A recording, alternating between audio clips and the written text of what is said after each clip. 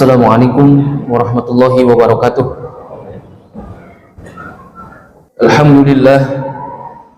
Alhamdulillahilladzi man tawakkala alaihi bisidqi niyatin kafah wa man tawassala ilaihi bittiba'i syari'atihi qarrabah wa adnah wa man istansarahu ala a'daihi wa hasadatihi nasarahu wa tawallah.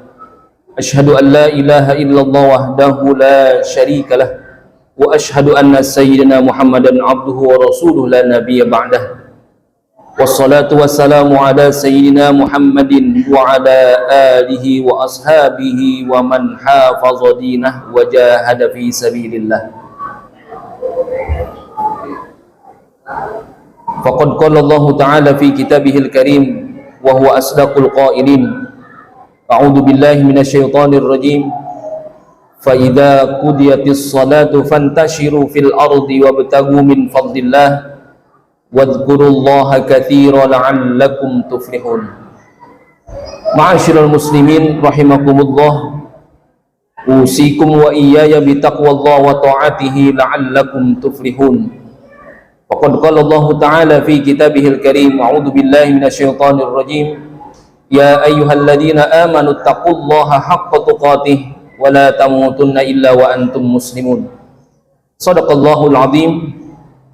Ma'asyiral muslimin, jamaah salat Jumat rahimakumullah.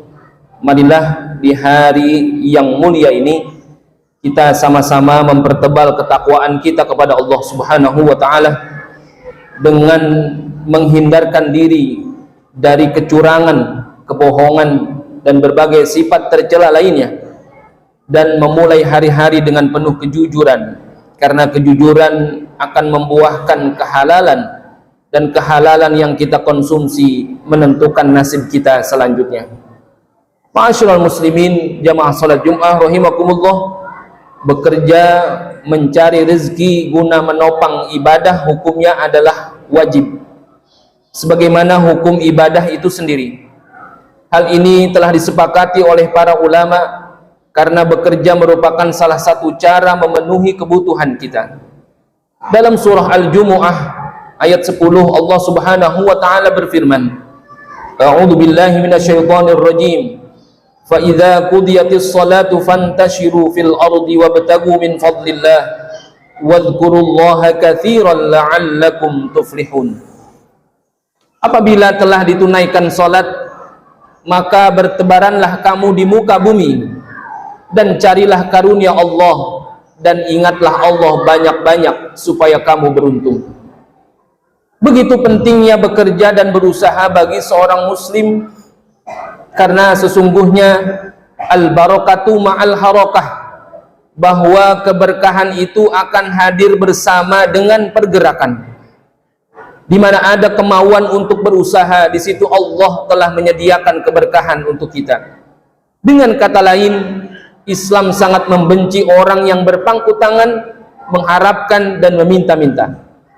Bahkan tidak ada satu cerita pun dari hadis Rasulullah Sallallahu Alaihi Wasallam yang menerangkan larangan beliau kepada para sahabatnya untuk berhenti bekerja demi menjalankan dakwah agama. Padahal waktu itu berdakwah sangat membutuhkan perhatian, mengingat kondisi Islam masih sangat lemah, baik secara sosial maupun politik. Justru dikala itu Rasulullah Shallallahu Alaihi Wasallam tetap memerintahkan Abu Bakar untuk terus berdagang, dan kepada para sahabat lainnya untuk tetap menekuni keahliannya. Malahan ada sebuah hadis yang seolah menyinggung para sahabat ketika itu, yakni Rasulullah Shallallahu Alaihi Wasallam bersabda dalam sebuah hadisnya yang diriwayatkan oleh Imam Bukhari, "Kana Dawud alaihi salam la ya'kulu illa min amali yadayhi." Nabi Daud alaihi salam tidak pernah makan kecuali dari hasil pekerjaan tangannya sendiri. Ma'asyiral muslimin, jamaah salat Jumat rahimakumullah, meski demikian, bekerja tidaklah cukup asal bekerja. Hendaknya bekerja harus dilakukan dengan penuh kejujuran. Kejujuran dalam bekerja wajib pula hukumnya, karena pekerjaan yang dilakukan dengan jujur akan sangat mempengaruhi pola beribadah dan perilaku keseharian seorang hamba. Kenapa demikian? Karena sesuatu yang halal merupakan buah dari kejujuran, dan mengkonsumsi yang halal akan mempermudah seseorang hamba mendekatkan dirinya kepada Allah Subhanahu wa taala. Maka yang menjadi pertimbangan di sini adalah proses bekerjanya, bukan hasil dari pekerjaan itu sendiri. Diceritakan dalam sebuah hadis bahwa Rasulullah SAW pernah berjalan-jalan di pasar, melewati setumpuk bahan makanan. Kemudian beliau memasukkan tangannya ke dalam tumpukan itu.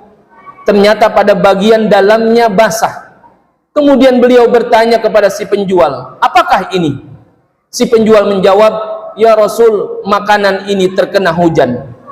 Rasulullah pun bertanya kembali, mengapa makanan yang basah ini tidak kamu taruh di atas sehingga para pembeli bisa melihatnya? Kemudian Rasulullah SAW melanjutkan sabdanya, man ghasyana falaysa minna. Barang siapa yang menipu umatku, niscaya dia bukan termasuk golonganku. Hadis tersebut sangatlah jelas dan mudah dipahami. Tidak ada kata-kata yang samar di dalamnya, bahwa siapapun yang berlaku curang dalam pekerjaannya, maka dia telah tersesat dan tidak termasuk golongan umatnya Nabi kita Muhammad SAW.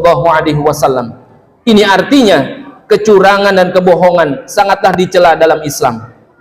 Meskipun konteks dan pelaku dalam hadis tersebut adalah pedagang, tetapi tidak berarti pedagang saja yang dianjurkan berlaku jujur. Namun semua macam usaha dan pekerjaan hendaklah jujur. Tidak terkecuali para politisi, investor, pejabat ataupun kuli. Sayangnya kecurangan dan kebohongan itu kini seolah dibenarkan, bahkan dipelajari lengkap dengan metode dan teorinya dengan kedok manajemen pencitraan. Apakah pencitraan itu sebuah kejujuran? Silahkan saja dipertimbangkan masing-masing.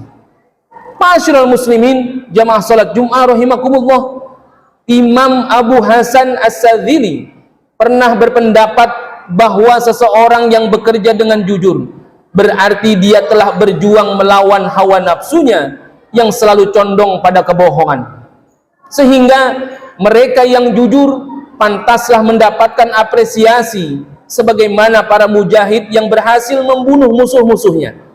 Dalam sebuah tausiah dia berkata, maniktasaba wa qama bi faraidi rabbih ta'ala alaihi faqad kamulat mujahadatuhu. Barang siapa yang bekerja dan teguh menjalankan perintah-perintah Allah, maka benar-benar sempurna perjuangannya dalam melawan hawa nafsu. Ma'asyiral muslimin, jamaah salat Jumat rahimakumullah, setelah kejujuran dalam bekerja kita raih, hendaknya kita melangkah lagi satu tingkat agar kehidupan ini lebih bermakna, yaitu mengisi pekerjaan yang jujur dengan nuansa ibadah. Abu Abbas Al-Mursi berkata, alaikum bisababi wal yaj'al ahadukum mawku'ahtu wal yaj'al ahadukum makukahu sabhatan wa qadumahu sabhatan wal khiyatatu sabhatan was safaru sabhatan. Bekerjalah kamu dan jadikanlah alat tenunmu bila engkau penenun sebagai tasbih, menjadikan kampak bila bekerja sebagai tukang kayu sebagai tasbih, dan menjadikan jarum bila sebagai penjahit sebagai tasbih, dan menjadikan kepergiannya bila berdagang sebagai tasbih. Karena itu, apapun bentuk keahlian dan dimanapun pekerjaan itu bukanlah sekedar sumber penghasilan semata, tetapi juga sumber ibadah kita kepada Allah Subhanahu wa ta'ala. Mudah-mudahan senantiasa kita bisa merenungkan hakikatnya orang-orang yang berusaha, orang-orang yang bekerja senantiasalah harus didasari dengan kejujuran dan diniatkan ibadah kepada Allah Subhanahu wa ta'ala agar mendapatkan banyak kemuliaan dari Allah Subhanahu wa ta'ala. Demikianlah khutbah yang singkat ini, mudah-mudahan bisa menjadi renungan buat kita, mudah-mudahan kita bisa menjadi lebih baik lagi senantiasa di hadapan Allah Subhanahu wa ta'ala. Barakallahu li wa lakum fil Qur'anil azim wa nafa'ani wa iyyakum bima fihi minal ayati wa dzikril hakim wa taqabbalallahu minna wa minkum tilawatahu innahu huwas samiul alim. Fastaghfiruhu innahu huwal ghafurur rahim. Alhamdulillah, alhamdulillahi ala ihsani wa syukru lahu ala taufiqihi wa imtinani, wa ashhadu an la ilaha illallah wahdahu la syarika lah, wa ashhadu anna sayyidina Muhammadan abduhu wa rasuluhu ad-da'i ila ridwani. Allahumma salli ala sayyidina Muhammad wa ala alihi wa ashabihi wa sallim tasliman katsira. Amma ba'du, fa ya ayyuhan nas ittaqullaha fima amar wantahu amma naha wa'lamu anna Allaha amarakum bi amrin bada fi bi nafsihi wa thanna bi malaikati bi qudsi wa qala ta'ala inna Allaha wa malaikatahu yusalluna 'alan nabi ya ayyuhalladzina amanu sallu 'alaihi wa sallimu taslima. Allahumma salli wa sallim wa barik ala sayyidina Muhammad wa ala ali sayyidina Muhammad kama sallaita ala sayyidina Ibrahim wa ala ali sayyidina Ibrahim wa barik ala sayyidina Ibrahim wa barik ala sayyidina Muhammad wa ala ali sayyidina Muhammad kama barakta ala sayyidina Ibrahim wa ala ali sayyidina Ibrahim fil alamin innaka Hamidum Majid. Wardallahumma 'anil khulafa'ir rasyidin Abi Bakrin wa Umar wa Utsman wa Ali wa an baqiyatis sahabati wat tabi'in wat tabi'it tabi'ina lahum bi ihsanin ila yaumiddin wa 'alaina ma'hum bi rahmatika ya arhamar rahimin.